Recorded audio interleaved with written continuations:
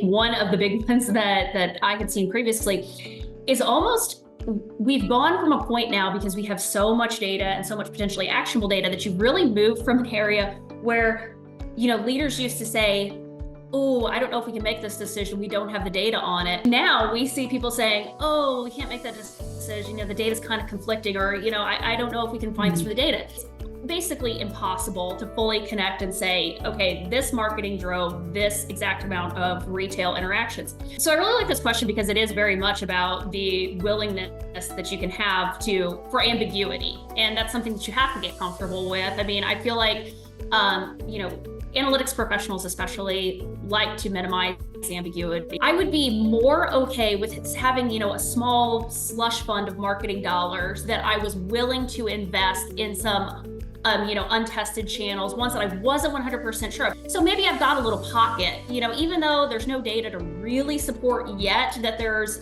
stuff there, I'm willing to be have ambiguity toward that thing and say, okay, I can invest there even though I'm not sure.